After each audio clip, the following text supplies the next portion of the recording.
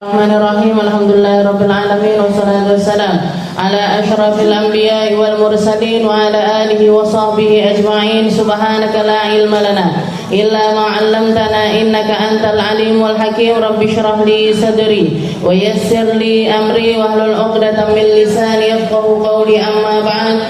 Alhamdulillah ala nikmatil Islam, alhamdulillah ala nikmatil iman wa kafa biha min ni'mah. Allahumma sallimna li Ramadan wa sallim Ramadanan lana wa tasallamhu minna mutaqabbala. Allahumma sallimna li Ramadan wa sallim Ramadanan lana wa tasallamhu minna mutaqabbala. Allahumma sallimna li Ramadan wa sallim Ramadanan lana wa tasallamhu minna mutaqabbala. Bismillahirrahmanirrahim. Alhamdulillahirabbil alamin wassalatu wassalam ala asyrafil anbiya'i wal mursalin wa ala alihi wa sahbihi ajma'in.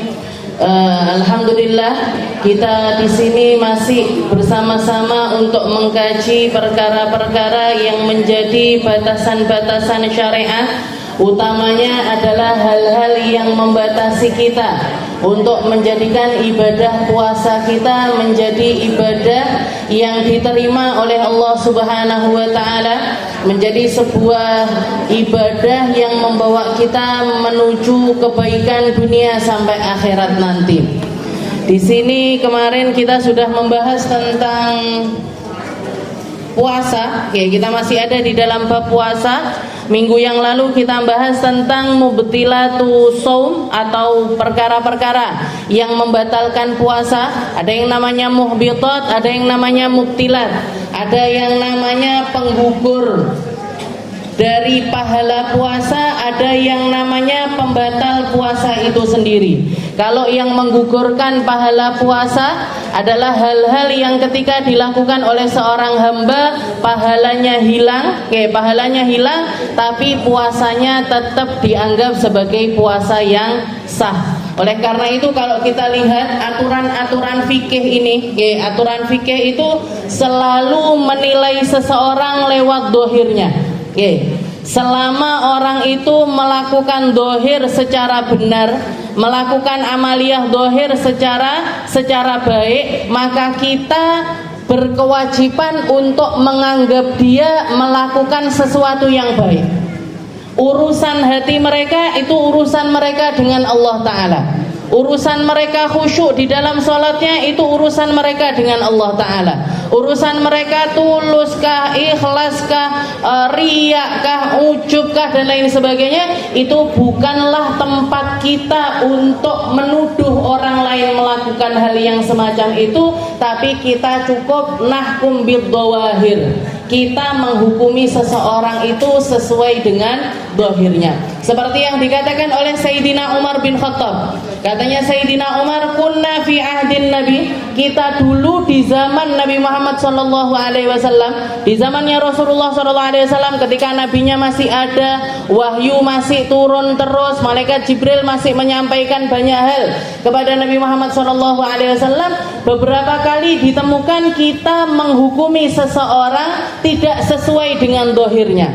Ada kalanya sesuai dengan apa yang diturunkan oleh Allah Subhanahu wa ta'ala. Semacam ketika Sayyidah Aisyah difitnah oleh beberapa orang munafik, difitnah oleh beberapa mulut-mulutnya orang-orang Madinah yang mereka itu menyembunyikan keburukan di dalam hati mereka, yang nampak dari mereka keimanan tapi hatinya itu enggak benar. Mereka menyebarkan fitnah bohong kepada Sayyidah Aisyah. Rasulullah Shallallahu Alaihi Wasallam nggak punya bukti konkret tentang omongan tersebut, nggak bisa mendatangkan ini itu dan lain sebagainya, sehingga Rasulullah nggak menghukum mereka. Sampai pada akhirnya turun ayat-ayat firman-Nya Allah Taala yang membersihkan nama baik Sayyidah Aisyah. Yang mengatakan kalau mereka lah yang berbohong, sedangkan Aisyah tidak melakukan kesalahan apapun. Maka orang-orang yang menyebarkan fitnah tersebut dihukum sama Rasulullah SAW, dicambuk sebanyak 80 kali cambukan. Kalau orang berzina itu hukumannya dicambuk 100 kali. Ini para penyebar fitnah yang menuduh Sayyidah Aisyah itu berzina dihukum sama Nabi Muhammad 80 kali cambukan. Nah, itu salah satu contohnya. Katanya Sayyidina Umar, dulu di zaman Nabi kita pernah menghukum orang-orang bukan atas dasar bukti, bukan atas dasar sesuatu yang diaturkan oleh syariat, enggak, tapi murni sesuatu yang datang dari Allah Subhanahu wa ta'ala. Tapi katanya Sayyidina Umar, sekarang kita ini ada di zamannya Sayyidina Umar, Rasulullah sudah wafat, Sayyidina Abu Bakar sudah wafat. Katanya Sayyidina Abu Bakar, Sayyidina Umar, sekarang wahyunya sudah terputus, nabinya sudah nggak bisa kita temui lagi. Fanahkumu 'alan nas 'ala dhawahir. Maka kita, cara pandang kita terhadap orang lain adalah menghukumi apa yang dohir dari mereka. Nggak perlu kita nyari-nyari nelusuri. Kowe ikhlas apa ndak? Ada orang sedekah misalkan, jenengan galang dana di masjid ataupun di musola atau apapun, galang dana. Setiap orang mau nyumbang, setiap orang mau ngasih, Bu, ikhlas apa mboten? Bu, ikhlas apa mboten? Riya apa ndak? Ujub apa ndak? Enggak perlu, Bu. Enggak perlu. Urusan hati mereka itu adalah sesuatu yang hanya mereka dengan Allah Ta'ala yang tahu. Cukup mereka dengan Allah Ta'ala yang tahu. Makanya saya di sini husnudon sama jenengan semuanya. Husnudon sama jenengan semuanya pasti orang baik-baik semuanya. Orang-orang tulus semuanya, orang-orang ikhlas semuanya, orang-orang yang memang berkeinginan memiliki kebaikan di dunia sampai akhirat. Orang-orang yang memang benar-benar serius di dalam memegangi syariat untuk dibawa sebagai bekal kita menuju alam akhiratnya Allah Nahkum bidawahir. Jadi perkara seperti itu yang dikatakan oleh Sayyidina Umar bin Khattab. Urusan hati orang kita nggak perlu ngurusi, Bu. Yang kita urusi apa-apa yang dohir. Kita bikin majelis ya sudah. Dohirnya orang datang diurusi, diladeni, dan lain sebagainya. Nggak perlu nelusuri apa yang ada di dalam hati mereka. Nah, ini kita bahas tentang. Jadi makanya di sini bahkan para ulama mengatakan yang dinamakan dengan pembatalan puasa lewat maksiat atau kesalahan-kesalahan pribadi seseorang dengan Allah Ta'ala yang dinamakan dengan muhbitat, itu urusan mereka dengan Allah Ta'ala. Secara dohir dia melakukan pakem-pakemnya fikih puasa secara nyata di dalam dirinya. Apa itu? Imsakun maksus, menahan diri dari segala sesuatu yang membatalkan puasa, min tulu'il fajri ila ghurubis syams, mulai dari terbitnya fajar sampai terbenamnya matahari. Kalau orang sudah melakukan hal yang semacam itu, kita anggap gimana puasanya? Dianggap puasanya sah. Tapi dia memang sempat ghibah awan-awan sekitar jam 11. Gimana ini? Ya sudah, batal puasanya secara hakikatnya. Seperti yang dikatakan sama Nabi Muhammad SAW, kam min sha'im laisa lahu min siyamihi illal ju' wal 'atash. Berapa banyak orang puasa, nahan lapar, nahan haus, tapi enggak dapat apa-apa kecuali itu. Enggak dapat apa-apa kecuali haus sama lapar. Karena apa? Karena dia melakukan perkara-perkara yang membatalkan puasa. Ghibah, namimah, setelah itu juga bohong, sumpah palsu, syahadatuz zur, menjadi saksi palsu dan lain sebagainya. Itu adalah perkara-perkara yang membatalkan. Lek wis kadung gimana Ustazah? Kalau sudah terlanjur, dulu nggak ngerti kalau itu membatalkan pahalanya puasa, cukup tobat minta ampun sama Allah Ta'ala. Puasanya perlu diqodho apa enggak? Enggak perlu diqodho. Karena secara dohir, ibadah dohirnya itu sudah memenuhi syarat untuk menjadi sebuah ibadah puasa. Sekarang lanjutannya, setelah kita bahas tentang bab puasa, perkara-perkara yang membatalkan puasa, bab lanjutannya adalah babul i'tikaf. Bab yang membahas tentang sebuah ibadah yang namanya adalah i'tikaf. Saya bocorin sedikit, Bu. Setelah bab iktikaf ini yang dibahas adalah kitabul hajj wal umroh. Muga-muga dadi tondo-tondo berbodo awake dhewe umroh atau berangkat haji sama. Nah, minimal punya ilmunya dulu. Kita sekarang membahas tentang babul i'tikaf. Allah Subhanahu wa taala mengatakan di dalam Al-Qur'an ketika beliau memerintahkan kepada Sayyidina Ibrahim dan juga Sayyidina Ismail, wa antahhira baitiya lit-taifina wal 'akifina war-ruk'is sujud. Katanya Allah taala, wahai Ibrahim, wahai Ismail, setelah Ka'bahnya sudah jadi, masjidnya sudah jadi, tempat kalian untuk ibadah sudah jadi, maka sekarang tugas-tugas pertama yang perlu dilakukan untuk memakmurkan masjid ini adalah menjaga kebersihannya masjid, menjaga kesuciannya masjid. Itu menjadi tugas pertamanya Sayyidina Ibrahim dan juga Sayyidina Ismail. Setelah bangun Ka'bah, wa antahhira, wahai kalian berdua rutinlah untuk membersihkan masjid ini. Bagi siapa? Wa antahhira baitiya lit-taifin, untuk diperuntukkan biar orang-orang yang tawaf di situ nyaman. Wal 'akifin, dan orang-orang yang iktikaf di dalamnya juga nyaman. War ruk'is sujud, serta orang-orang yang rukuk sujud di dalam masjid tersebut. Jadi jaga kenyamanan masjid itu yang paling utama adalah menjaga kebersihannya. Maka tugas membersihkan masjid sekarang ini diemban oleh siapa? Diemban oleh setiap hamba beriman tentang masjidnya masing-masing. Jadi kita sebagai orang yang beriman ketika masuk masjid punya kewajiban jaga kesucian masjid, punya kewajiban untuk menjaga kebersihannya masjid, punya kewajiban untuk menjaga tempat ini agar tidak ada sesuatu yang najis terjadi di dalam tempat tersebut. Makanya sampai ada aturan kenapa orang haid gak boleh masuk, kenapa orang nifas gak boleh masuk, orang yang bawa najis gak boleh masuk, orang yang lagi kotor juga gak boleh masuk. Kenapa? Karena memang masjid ini tempat yang harus dijaga kesuciannya. Dijaga kesuciannya secara dohir, dari tempat ini tadi nggak ada sesuatu yang najis di dalamnya. Secara batinnya apa? Kita jaga dari amaliyah yang merusak kehormatan dari masjid. Nggak boleh bu jenengan jingkrak nyetel musik di dalam masjid, nggak boleh. Gak boleh kita melakukan keributan yang nyata di dalam masjid, gak boleh. Gak boleh kita melakukan. Kenapa? Karena ini masjid.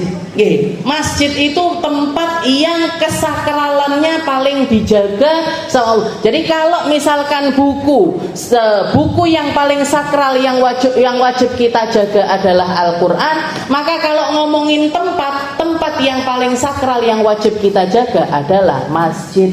Ada aturan-aturan khusus, ada hal-hal khusus yang harus kita jaga ketika kita ada di dalam masjid. Maka dari ayat ini kita tahu kalau salah satu ibadah yang Allah Ta'ala anjurkan untuk dilakukan oleh hamba beriman adalah melakukan ibadah yang namanya iktikaf. Dan iktikaf sama puasa itu biasanya gandeng. Banyak orang-orang baru bisa iktikaf kalau sudah masuk Ramadan. Banyak orang-orang yang iktikafnya yo mek Ramadan tok. Bahkan bukan cuma Ramadan tok, malam terakhir 10 hari terakhir tok, malam ganjil-ganjil tok. Padahal sebenarnya iktikaf itu lebih luas daripada itu. Jadi ini biar jenengan bisa ngambil kesempatan. Kalau sering berangkat ke masjid, setiap kali masuk masjid niatkan iktikaf, maka dapat pahalanya iktikaf. Dapat pahalanya iktikaf. Jadi antara iktikaf sama puasa ini memang ada ikatannya. Karena memang salah satu ibadah yang paling diperhatikan sama Rasulullah SAW di bulan Ramadan itu adalah iktikaf. Nabi Muhammad itu kalau misalkan sebulan penuh beliau di bulan Ramadan itu setiap malamnya beliau iktikaf. Kalau misalkan di awal-awal bulan itu beliau melakukan safar atau pergi atau perang, kayak semacam perang Badar itu terjadi di bulan Ramadan. Fathu Makkah itu juga terjadi di bulan Ramadan. Kalau di bulan Ramadannya itu Nabi Muhammad gak bisa iktikaf, beliau mengqodoi atau menambah iktikafnya itu bukan di bulan Ramadan tapi di bulan Syawal. Jadi 12 sampai Syawal itu iktikaf. Saya tanya, yang sampai Syawal iktikaf di sini siapa? Wayai anjang sana anjang sini saja. Wayai silaturahmi kok disuruh iktikaf. Rasulullah iktikaf, Bu. Jadi di malam-malam lebaran itu 10 hari pertama dari bulan Syawal itu malam-malamnya beliau tetap melakukan iktikaf. Kalau ada yang kosong dari malam-malamnya Ramadan karena beliau melakukan peperangan dan lain sebagainya. Nah, itu Nabi kita Nabi Muhammad SAW. Bahkan seringkali Nabi Muhammad itu menggabungkan antara iktikaf dengan khalwah. Menggabungkan antara iktikaf dengan khalwah. Khalwah itu apa? Menyendiri, nggak mau diganggu, nggak mau diajak ngomong siapapun. Beliau nyari matok tempat di satu tempat, untuk beliau melakukan ibadah di tempat tersebut, nggak mau ngomong sama siapapun. Jadi beliau menggabungkan antara iktikaf dengan khalwah, menyendiri. Seperti yang sering Nabi Muhammad lakukan ketika Rasulullah itu masih di negeri Makkah, sebelum dapat wahyu dari Allah Ta'ala, beliau sering naik ke atas bukit Jabal Nur. Di situ ada satu gua namanya Gua Hira. Rasulullah memilih Gua Hira untuk menjadi tempat khalwahnya Nabi karena dikatakan sepanjang perjalanan menuju Gua Hira sampai ketika ada di dalam Gua Hira, setiap kali Rasulullah nengok ke belakang, Rasulullah masih bisa melihat ke Ka'bah. Itu alasannya Nabi Muhammad SAW memilih Gua Hira dari sekian banyaknya gua yang ada di gunung-gunung Makkah. Rasulullah menyendiri. Berapa lama biasanya Rasulullah khalwah di atas gunung? Kadang-kadang sebulan, kadang-kadang 2 minggu, kadang-kadang seminggu, kadang-kadang 3 hari, sesuai dengan keinginannya Nabi Muhammad SAW. Itu yang dilakukan. Nanti makannya gimana? Kalau enggak Rasulullah yang turun ngambil makan, Sayyidah Khadijah yang ngantarkan makanan sampai ke atas gua. Jangan bayangkan, Sayyidah Khadijah itu nikah sama Nabi umur 40 tahun. Sejak umur 40 tahun nggak pernah kosong hidupnya dari hamil, lahiran, nyusui, hamil, lahiran, nyusui, hamil, lahiran, nyusui. Jangan bayangkan. Itu karena beliau punya anak nerecel banyak. Dari Rasulullah SAW ada yang namanya Qasim, ada yang namanya Abdullah, ada yang namanya Zainab, Ruqayyah, Ummu Kulthum, Sayyidah Fatimah Zahra. Nah, ini anak-anaknya Nabi dari Sayyidah Khadijah. Itu pun ketika beliau berusia sekitar 50 sampai 55-an tahun. Usianya jenengan kan rata-rata di sini, antara 50 sampai 55-an tahun, beliau itu sering kali naik ke atas gunung. Untuk ngapain? Ngantarkan bekalnya Nabi Muhammad SAW. Ini lek sing dadi bojone Rasulullah niki jenengan. Sakarepmu sesasi orang mulih, seminggu gak mulih, 2 minggu orang mulih, sutih ngantere mangan. Makanya jenengan gak jadi Sayyidah Khadijah. Ini Sayyidah Khadijah. Beliau tahu betul, ini suaminya ini bukan laki-laki biasa. Beliau tahu setiap hal yang terjadi kepada Rasulullah ini pasti ada hal yang tersembunyi di dalamnya. Dan ternyata betul. Setelah beliau turun wahyu, Rasulullah masih sering naik ke atas Gua Hira, dan Sayyidah Khadijah masih sering juga mengantarkan makanan. Bahkan sampai pernah sekali ketika Rasulullah berdua dengan malaikat Jibril di atas Gua Hira, Sayyidah Khadijah ini perjalanan naik ke atas gunung. Ketika Rasulullah bersama malaikat Jibril mengatakan kepada Nabi, "Ya Muhammad, wahai Muhammad, Khadijah sudah dekat." Khadijah sudah dekat. Nanti kalau dia datang, akri minnia wa minallahi salam alaiha. Kalau Khadijah nanti nyampe kepada kamu, kirimkan salam dari aku dan dari Allah Subhanahu wa taala, salam sejahtera untuk Khadijah. Dikirimi salam sama Allah Subhanahu wa ta'ala. Zat yang menciptakan langit dan bumi.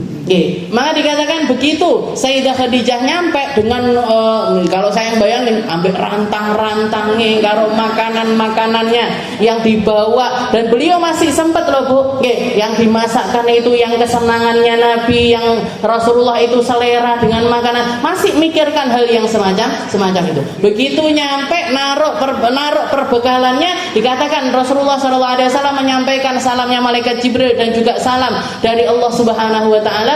Maka Sayyidah Khadijah langsung mengatakan Allahus salam wa minhus salam wa alaihi ya'udus salam. Kalau jenengan setiap kali setelah sholat zikir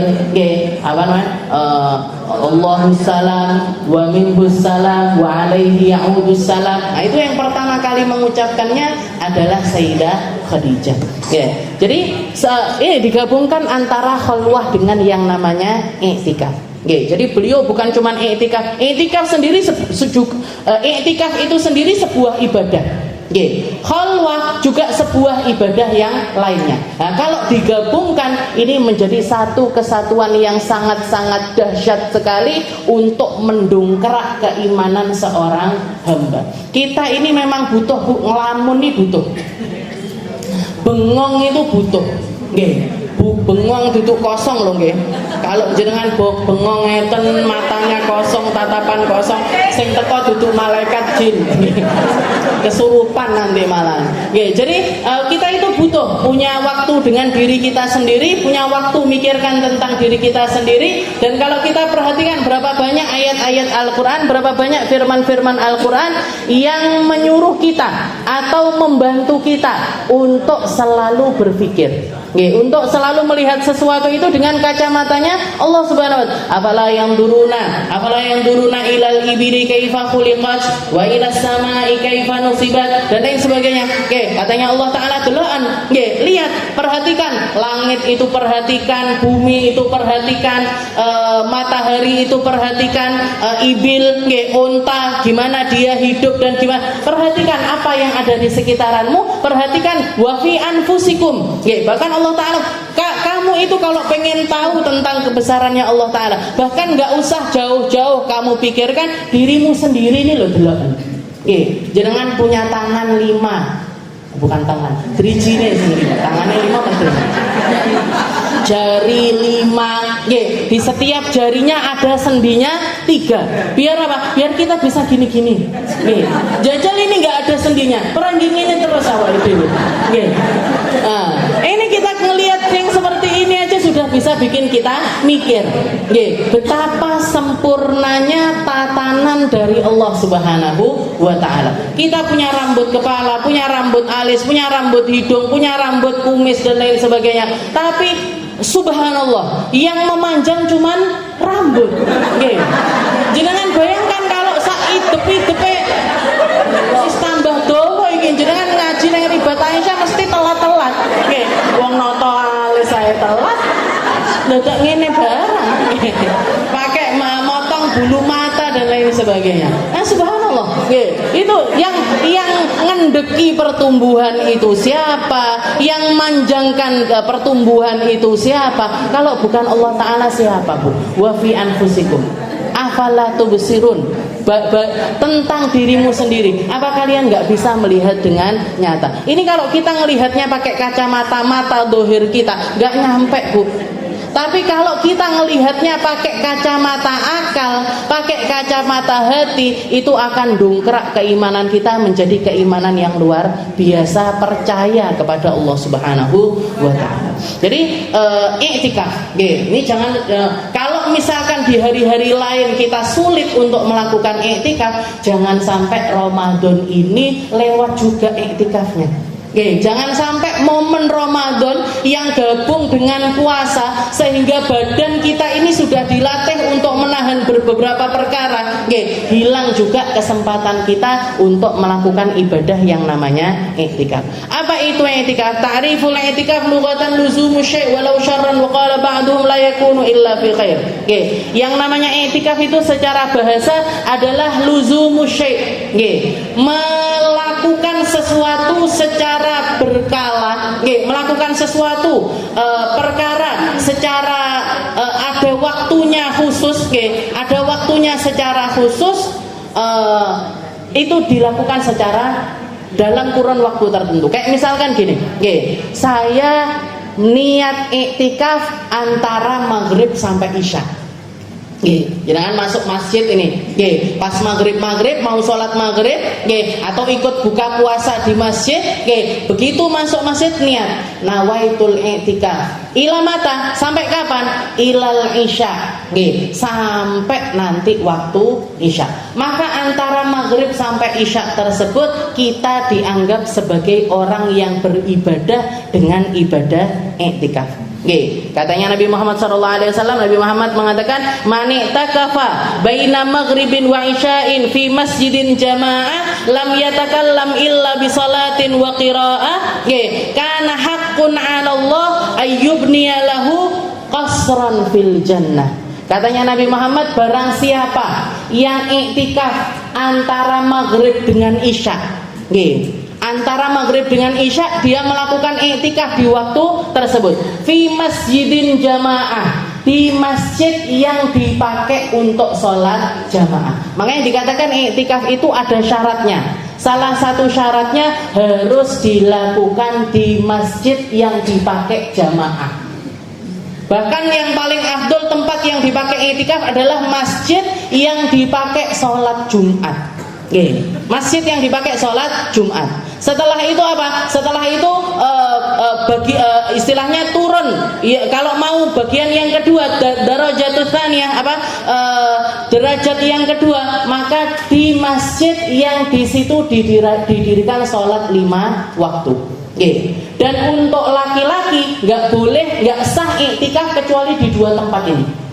Kalau khusus untuk laki-laki nggak boleh iktikaf, nggak sah iktikafnya kecuali di 2 masjid semacam ini. Masjid yang dipakai sholat Jumat atau masjid yang dipakai sholat 5 waktu. Fi masjidin jamaah, katanya Nabi. La yatakallamu fi, nggak ngomong, nggak ngobrol, nggak lalai di antara waktu tersebut illa fi sholatin aw qiraah, kecuali dia menyibukkan diri untuk sholat atau membaca Al-Quran. Jadi diisi untuk apa? Iktikaf ini ngapain? Bengong nggak apa-apa Bu, tapi pikirannya nyambung kepada Allah Ta'ala. Jangan bisa zikiran, bisa baca tasbih, bisa baca istighfar, bisa baca Al-Quran, bisa belajar, bisa dengarkan tausiah, pokoknya nggak dalam keadaan lalai. La yatakallamu fi illa bisalatin aw qiraah. Katanya Nabi Muhammad, pahalanya setara apa? Katanya Nabi, haqqan alaihi ayyabniyallahu qasran fil jannah. Orang ini berhak untuk dapat istana di dalam surga. Antara maghrib sama isya Bu. Cuman antara maghrib dengan isya. Apalagi kalau Ramadan gini, orang maghriban isyaan kan ramai di dalam ke masjid. Tapi yang ke masjid ini berapa persen di antara mereka yang iktikaf? Jadi mereka punya kesempatan untuk iktikaf, punya kesempatan untuk dapat pahala yang semacam ini, tapi lewat. Karena apa? Karena nggak ngerti ilmunya. Makanya para ulama itu cerdasnya mereka. Dikatakan orang-orang soleh terdahulu itu kalau mereka masuk ke dalam masjid, mereka berdiri dulu di pintunya masjid, megangi gawang-gawangnya masjid. Sambil ngapain? Baca Bismillahirrahmanirrahim, Allahumma sholli ala Sayyidina Muhammad wa ala ali Sayyidina Muhammad. Baca Bismillah, baca Alhamdulillah, baca salawat kepada Nabi Muhammad SAW. Setelah itu doa mau masuk masjid. Doa mau masuk masjid. Allahumma inni as'aluka min fadlik. Ya Allah, saya minta banyak karunia darimu di dalam masjid ini. Setelah itu ngapain? Nawaitul i'tikaf. Saya niat i'tikaf. Biar apa? Biar bahkan berdirinya di pintu ini sudah dapat pahala orang yang iktikaf. Masuk di masjid, nanti ngapain aja perkara yang dia lakukan di dalam masjid, dia terhitung sebagai orang yang melaksanakan iktikaf. Jadi semacam itu. Luzumu syai' wa syar'an muktun makhsus li syakhsin makhsus fi makanin makhsus bi niyatin makhsusah. Kalau aturan fikihnya, iktikaf itu apa? Muktun makhsus, berdiam diri secara khusus. Jadi iktikaf ini memang harus dikhususkan. Iktikaf ini adalah ibadah yang memang harus kita khususkan, sama kayak sholat. Sama kayak sholat. Ibadah itu kita sholat, kita mengkhususkan waktu kita untuk sholat. Puasa kita mengkhususkan hari-hari kita untuk puasa. Iktikaf juga gitu, mengkhususkan dari diri kita waktu kita untuk berdiam diri. Nggak lagi repot ngapa-ngapain, nggak lagi terbebas dari kerjaan, lagi terbebas dari urusan, lagi terbebas dari hal-hal yang semacam itu. Kita niatkan untuk iktikaf. Muksun maksus, li syaksin maksus, untuk orang khusus. Orang khusus ini maksudnya apa? Orang iktikaf itu harus orang muslim. Orang non muslim nggak sah iktikafnya. Orang haid nggak sah iktikafnya, orang nifas nggak sah iktikafnya. Orang perempuan tidak dianjurkan untuk iktikaf di masjid-masjid di mana di situ dia masih istilahnya fitnahnya itu masih terasa. Perempuan ini dari mulai lahir sampai meninggal ini bawa fitnah, Bu. Perempuan ini dari mulai lahir sampai meninggal dunia ini bawa fitnah. Makanya perempuan itu selalu ada di bawah kendali seseorang, selalu ada fi waliyin akhir, ada di bawah perwalian orang lain. Ketika masih kecil walinya kita orang tua kita. Ketika sudah sampai kapan? Sampai menikah. Nanti nikah walinya ganti suaminya. Sampai kapan? Sampai bojone meninggal. Kalau nggak gitu sampai terjadi perceraian. Kalau sudah pisah sama suaminya gimana? Balik lagi ke bapaknya. Bapaknya sudah nggak ada, pamannya nggak ada, pamannya nggak ada, anaknya nggak ada, ponaannya. Jadi siapapun laki-laki yang ada di sekitaran perempuan ini, merekalah yang jadi wali dari perempuan tersebut. Sampai kapan? Sampai meninggal dunia. Jadi perempuan itu tidak dianjurkan untuk iktikaf, tapi bisa iktikaf. Dan Rasulullah enggak melarang perempuan untuk iktikaf. Ada beberapa perempuan yang dilarang sama Nabi untuk iktikaf. Katanya Nabi, la ya'takifu mutallaqah wa la ya'takifu al-mutawaffa anha zawjaha. Perempuan yang enggak boleh iktikaf adalah perempuan yang ditalak sama suaminya atau perempuan yang ditinggal wafat suaminya ila ayyan qadiya iddatuha, sampai dia menyelesaikan masa iddahnya.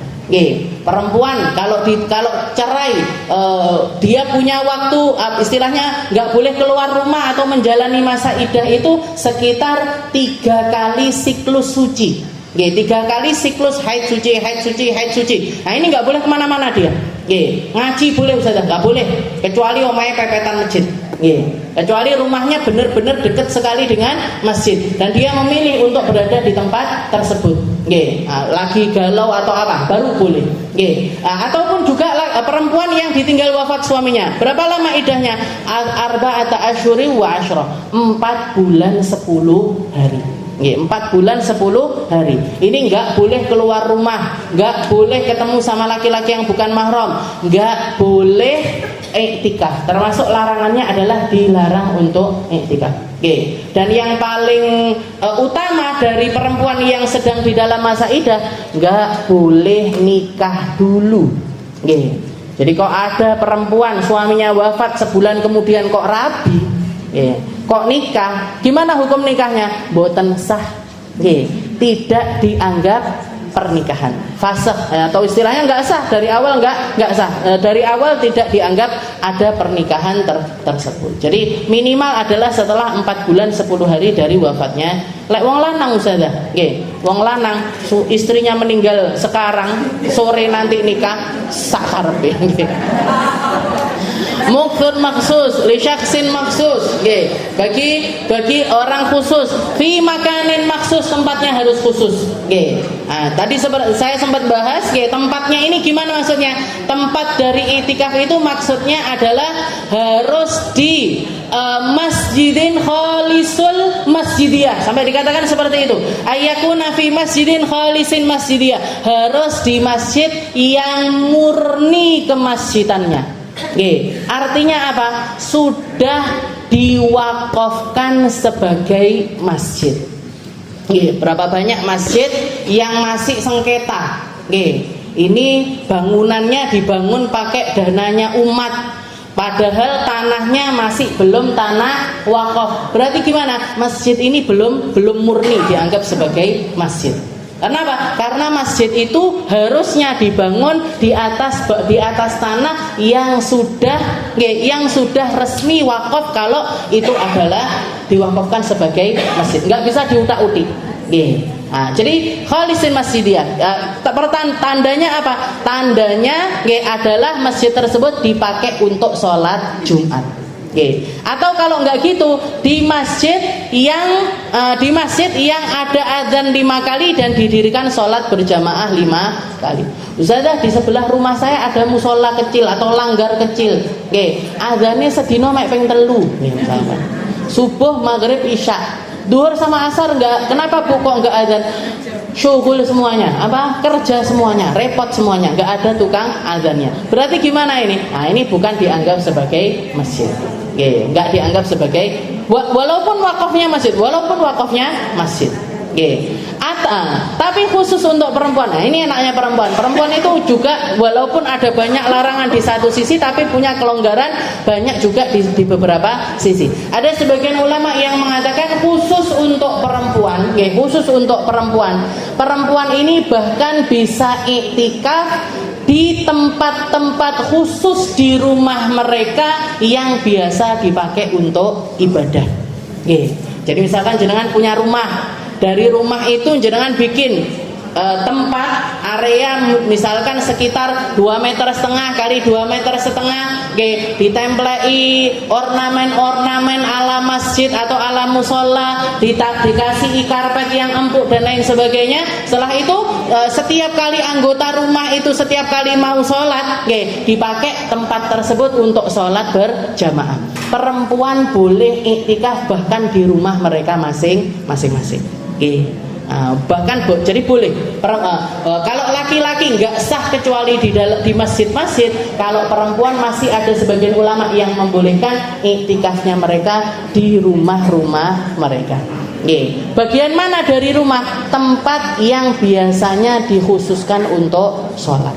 Bagian yang biasanya dikhususkan untuk sholat. Fala yasihu fi nahwi musalla aw ribab. Illa ini kecuali bagi untuk para perempuan. Fi makanin maksus biniyatin maksusah. Nah, ini penentunya dari iktikaf. Kapan waktu kita ini dianggap iktikaf dan kapan waktu kita ini enggak dianggap iktikaf? Kalau jenengan masuk masjid dan diniatkan iktikaf. Kalau enggak niat iktikaf, yo enggak jadi. Jadi mau bolak-balik atau berapa lama pun kita di dalam masjid, kalau enggak kita niatkan iktikaf, enggak dapat pahalanya iktikaf. Wa fadlu warada 'an Nabi sallallahu alaihi wasallam annahu qala man masya fi hajati akhi kana khairan lahu min i'tikafi 10 sinin wa man i'takafa yawman ibtigha wajhillahi azza wa jalla ja'ala Allahu bainahu wa bainan nar thalatha khanadiq kullu khandakin ab'ad mimma bainal khafiqain. Salah satu hadis yang memotivasi kita untuk i'tikaf, katanya Nabi, barang siapa yang menolong saudara sesama muslimnya, kana khairan lahu min i'tikafi 10 sinin. Pahalanya lebih besar dibandingkan i'tikaf 10 tahun. Jadi jenengan bantuin temennya atau bantuin saudaranya, dia punya utang, jenengan minjemin utangan. Tapi dengan syarat ini orang yang diutang ini orang yang tahu diri, bukan yang congkak ketika ditagih. Lek sing wong ngono-ngono enggak usah diutangi, Bu.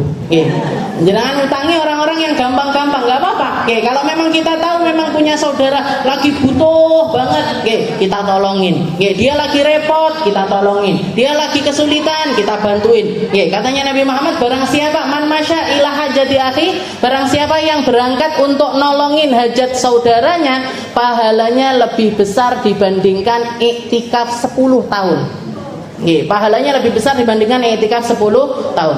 Wa man i'takafa yauman ibtigha'a wajhillah, dan barang siapa orang iktikaf seharian. Barang siapa orang yang iktikaf dalam sehari, dan memang harusnya iktikaf itu menggabungkan antara malam dengan siang, siang dengan malam. Bukan malam-malam aja, tapi digabung antara siang dengan malam, malam dengan siang. Katanya Nabi, man itaqafa yawman ibtigha'a wajhillahi azza wa jalla ja'alallahu bainahu wa bainan nar thalatha qanadik. Orang tersebut yang itikaf sehari ini tadi, Allah Ta'ala menjadikan jarak antara dia dengan neraka itu terpisah dengan jarak 3 buah parit besar. Wa kullu khandaq ab'ad mimma bainal khafikain. Satu paritnya itu jaraknya lebih besar antara timur dengan barat. Jangan bayangkan timur ke barat ini jaraknya seberapa.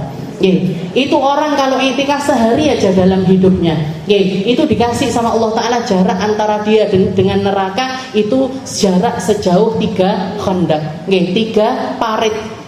Satu paritnya itu abad, lebih besar daripada jarak antara timur dengan barat. Ini pahalanya orang i'tikaf. Wa qala aidan man i'takafa 'ashran fi Ramadan kana ka hajjatain wa umratain. Dan juga Rasulullah mengatakan barang siapa yang i'tikaf di 10 hari Ramadan. Man i'takafa 'ashran fi Ramadan, barang siapa yang i'tikaf 10 hari Ramadan, mau itu di awal, mau itu di tengah, mau itu di akhir, mau itu diselang-seling, sedina i'tikaf, sedina ndak, sedina i'tikaf, sedina ndak. Jadi pokoknya dari bulan Ramadan ini ada 10 hari dia itu i'tikaf, dikatakan pahalanya kana kahajjatain wa umratain. Pahalanya kayak haji 2 kali, kayak umroh 2 kali. Jenengan keluar dari Ramadan bukan cuman bersih dari dosa, tapi dadi buka kabeh. Bukan cuman sekali, tapi dua kali. Hajjatain wa umratain. Pahalanya kayak haji 2 kali, kayak umroh 2 kali. Bahkan i'tikaf arba'ah, hukumnya i'tikaf ada 4, sama kayak amalan-amalan yang lainnya, ada macam-macam hukumnya. Pertama hukumnya wajib, ada i'tikaf hukumnya wajib. Kapan itu? Idza anzarahu, kalau dinazarkan. Jadi kalau ada orang nazar i'tikaf, maka i'tikafnya ini tadi hukumnya menjadi wajib. Seperti Sayyidina Umar pernah nanya sama Nabi Muhammad SAW, ya Rasul, ya Rasul, dulu saya di zaman jahiliyah itu pernah niat i'tikaf, pernah bernazar i'tikaf di Masjidil Haram. Saya dulu pernah niat i'tikaf di Masjidil Haram. Fakaifa ya Rasul? Maka bagaimana tentang nazar saya ini ya Rasul? Katanya Rasulullah, wafi nadarah. Kalau gitu lakukan nadarmu tersebut. Sama Rasulullah disuruh menjalankan nadar tersebut. Maka beliau langsung melakukan perjalanan ke Masjidil Haram untuk melaksanakan i'tikaf. Ini Sayyidina Umar bin Khattab. Karena apa? Karena dinadarkan. Jadi i'tikaf itu kalau nggak dinadarkan nggak wajib, tapi kalau dinadarkan maka hukumnya menjadi wajib. Wa mandubah wal asal fi. Yang kedua hukumnya adalah sunnah dan itu asalnya. Wal aslu fihi wa fi Ramadan wal ashril awakhir minhu akid. Kapan ini i'tikaf hukumnya sunnah? Di waktu-waktu lainnya selama tidak dinadarkan, dan utamanya adalah di malam-malam Ramadan. Di malam-malam Ramadan, terutamanya lagi di 10 hari yang terakhir. Nah, ini waktunya untuk lebih bersemangat untuk melakukan i'tikaf. Dan yang ketiga makruh, yang ketiga i'tikaf hukumnya makruh. Wa huwa i'tikaful mar'ah bi idzni zawjiha idza kanat zawatil hay'ah ma'a amnil fitnah. Yang ketiga adalah hukumnya makruh, yaitu i'tikafnya perempuan. I'tikafnya perempuan walaupun suaminya mengizinkan. Walaupun suaminya mengizinkan, selama perempuan ini tadi istilahnya masih membawa fitnah, masih bawa fitnah itu maksudnya ya masih sering dijadikan jadi omongannya orang, maka makruh hukumnya dia untuk i'tikaf. Kalau makruh gimana? Nggak boleh i'tikaf aja Bu, tapi di rumah masing-masing. Atau kalaupun ke masjid, cari masjid yang paling dekat dengan rumah kita. Jangan pokoknya aku kudu i'tikaf neng masjid kuwi. Nyapa adem. karena geng saya di sana semua. Nah itu nggak jadi iktikaf itu, jadi iktikaf ngobrol ngalor gitu. Jadi makruh perempuan itu sebenarnya makruh iktikaf. Dan yang keempat haram ma'asihah, haram tapi sah, yaitu iktikaful mar'ah biduni idzni zaujiha au biidzni ma khaufil fitnah. Haram tapi sah. Kapan iktikafnya perempuan? Tanpa izin suami. Tanpa izin suami atau dengan izin suami tapi khauful fitnah, yaitu tadi takut ada fitnah. Fitnah itu bukan fitnah difitnah orang, itu bukan jadi maksudnya aman dari fitnah itu aman dari bahaya yang bisa datang kepada perempuan tersebut. Kayak misalkan mungkin iktikaf kan biasanya malam Nah, iktikaf kan biasanya malam. Dia harus jalan gelap-gelap sendirian. Takutnya ada apa-apa di tengah jalan. Nah, ini maka makruh hukumnya kalau kita iktikaf dan harus melalui itu semuanya. Rasulullah itu kalau lagi iktikaf beliau enggak pulang sama sekali. Enggak pulang ke rumahnya, istilahnya kecuali kalau ada hajat aja baru beliau itu pulang. Maka seringkali biasanya istrinya yang kalau ada sesuatu yang ingin dibicarakan, istrinya yang datang ke masjid. Dikatakan setiap kali istrinya Nabi itu pergi ke masjid untuk mendatangi Nabi Muhammad SAW dan Rasulullah sedang iktikaf, itu pulangnya mesti diantar sama Nabi. Pulangnya pasti diantar sama Nabi. Padahal jenengan tahu sendiri, antara masjidnya Nabi dengan rumah-rumah istri Nabi niku adoh napa cedek? Bukan cuma cedek, Bu, nemplek. Antara masjid sama tembok rumahnya Nabi itu nempel. Itu Nabi Muhammad setiap kali istrinya ke masjid, ngobrol begini, selesai apa urusannya yang perlu dibicarakan, diantar pulang. Diantar pulang sama Nabi Muhammad SAW. Termasuk diantaranya yang pernah kelihatan sama para sahabat, Rasulullah nganter karena rumahnya beliau paling jauh, yaitu istrinya yang Nabi yang namanya Sayyidah Sofiyah. Sayyidah Sofiyah itu punya rumah paling jauh. Kalau Sayyidah Hafsah, Sayyidah Aisyah itu nempel bener-bener dengan masjid. Itu pun diantar sama Nabi. Arek bojone jenengan mulih dhewe ya. Wong atuh ae kon mulih dhewe. Budal ngaji yo kon budal dhewe. Ini bojo-bojone kita. Termasuk bojo saya.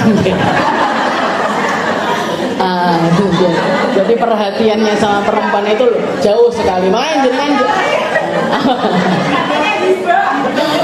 gibai bojone dhewe. Jadi seperti itu. Diantar sama Nabi Muhammad SAW. Yang paling jauh rumahnya adalah Sayyidah Sofiyah. Rumahnya Sayyidah Sofiyah itu diantar sama Nabi Muhammad SAW. Makanya ketika ada dua orang sahabat Ansar ngelihat Rasulullah jalan berdua dengan perempuan, katanya jadi dua laki-laki tersebut sekitar jam 2-an malam. Ngelihat Rasulullah berdiri dengan seorang perempuan. Maka dua orang sahabat ini tadi ketika melewati Nabi, jalannya agak dicepetin.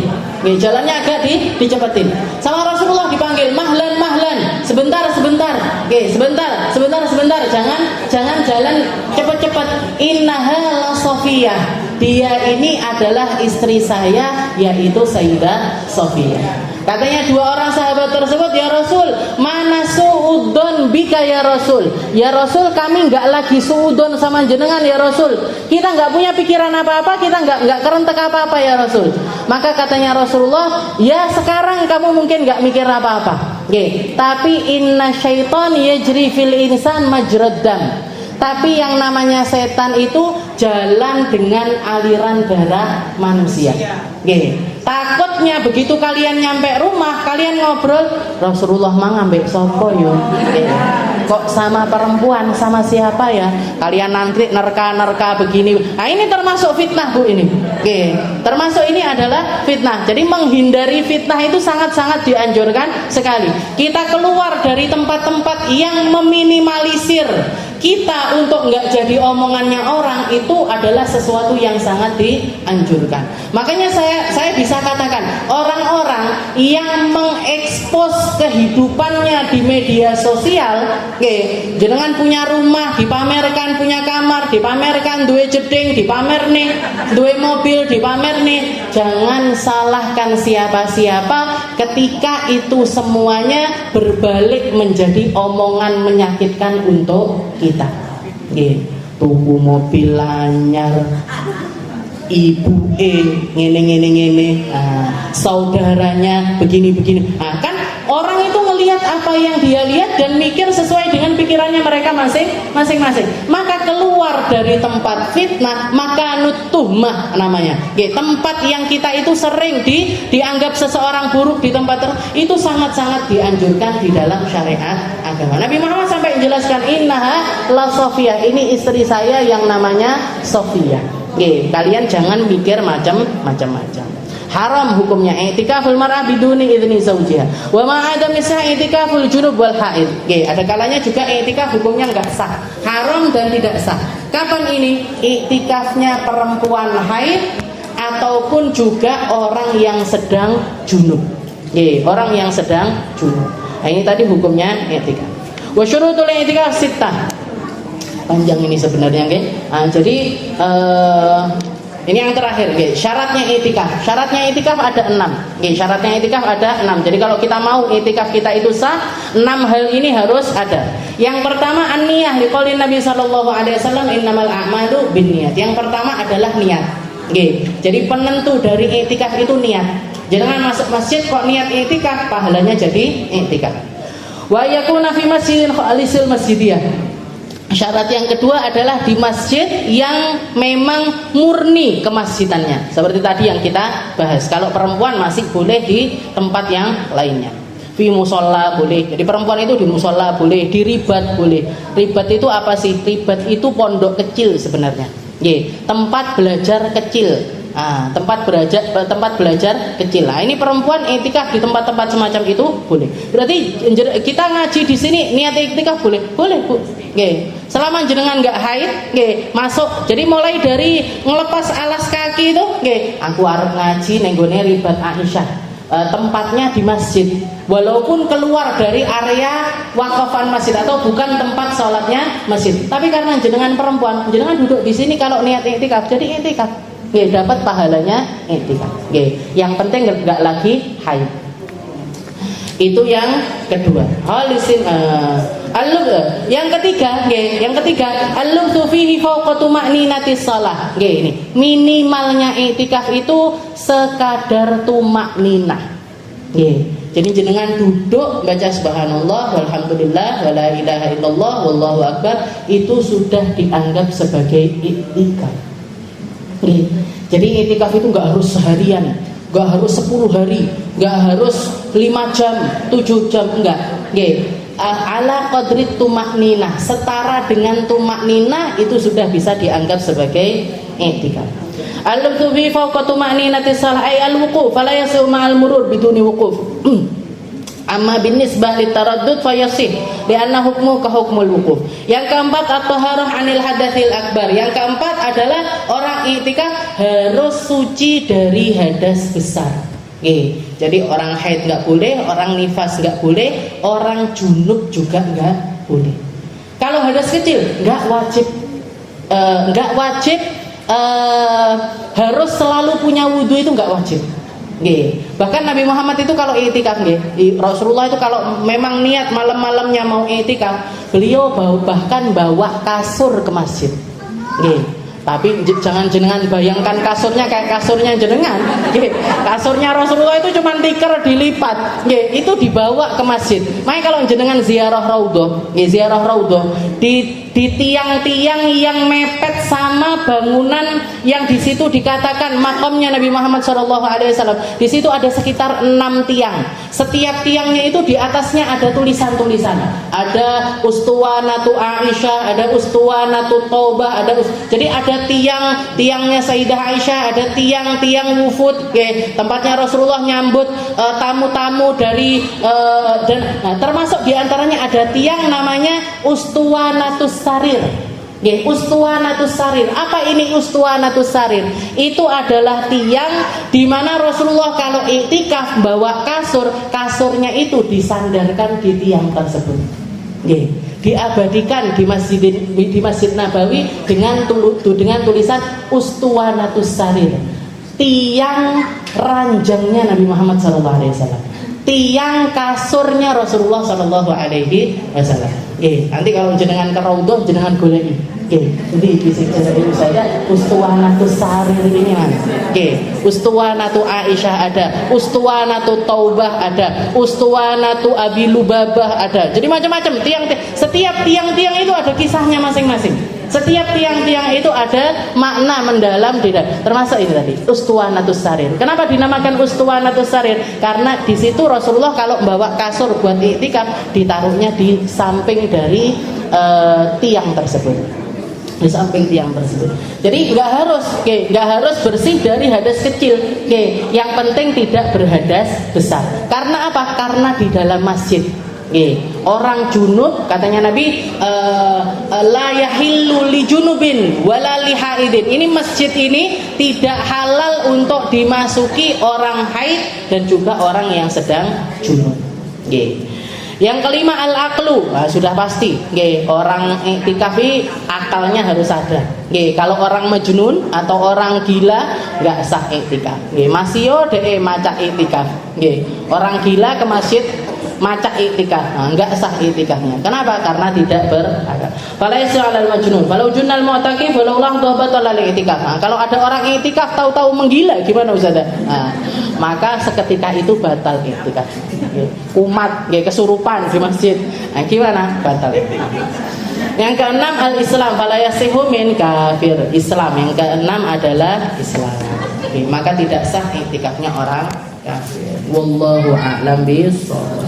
Insyaallah kita lanjutkan di pertemuan selanjutnya masih tentang perkara-perkara sekitar Ramadan.